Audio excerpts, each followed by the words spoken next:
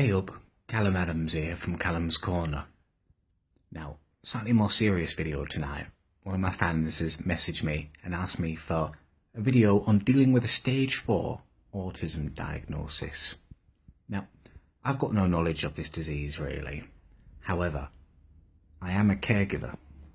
I look after my mum, who's 61 years old, for those of you who don't know, full time in my home, what was her home and now I'm in charge of. So, someone in your family has been diagnosed. First things first, it's going to be big news to you. Even if you're expecting it, it's going to be shocking, isn't it? So I would suggest sitting down for an hour, maybe making yourself a Horlicks is great advice. Horlicks is warm, it's sweet, it's nourishing, it's calming. Just a couple more sugars in there, it's even nicer. I'd imagine that's what breast milk tastes like, actually, Horlicks. Anyway, once you've kind of calmed down, you need to kind of move your mind on to the next stage. Now, the next stage is going to be the practicalities of caregiving, which is something I know a lot about.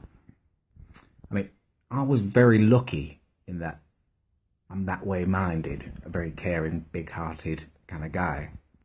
In fact, I remember when I was maybe 12 years old, and my sister was about 5 years younger than me, hated cleaning her ears.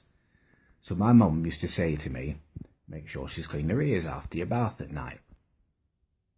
So I'd wait for her to get out of the bath when my mum wasn't there, and what I'd do is what I called ear wax maintenance. I'd pin her down and I would kind of bring my knee up so it pinned her head down and was resting, and then same the other side, bum bum bum bum, bang, ears cleaned. I think that's where my kind of love for caregiving came from, actually. So you yourself are now going to be a caregiver. The most important thing I would say about it is to remember that you and I and whoever you're caring for is at the end of the day just an animal. And animals are pack animals, and if you're going to be caring for them, you're going to need to maintain your authority, your place in the pack as the leader. You're going to have to establish yourself there, and that's what I'm finding with my mum. Now, simple little rules I always do. My mum's cooked us dinner. I'll make her sit there and watch me eat it before she's allowed hers. Just shows her her place in the pack. If she were to say, kind of, make a bid for power in some way, or, you know,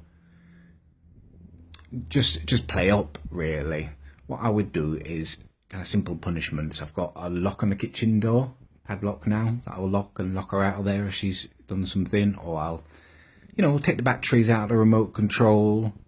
Or if it's not that serious, you know, I will make it a kind of whimsical thing. I'll, you know, sometimes I'll just pass wind, you know, just kind of in her direction, or, you know, I'll hide it in the biscuit tin. So what I mean when I say that is that I will fart in the biscuit tin, close the lid really quickly, offer a biscuit, she opens it, all wafts out into her face. She absolutely hates that. It makes her bleh.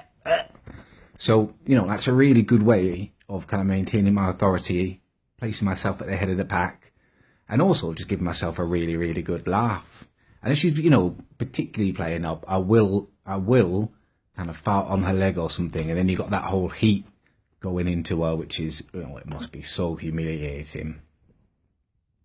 So yeah, that's it really. You know, prepare yourself for these practicalities, get yourself a game plan, how you're gonna stay up there in the pack and help control them, use them as psychological methods, as I do.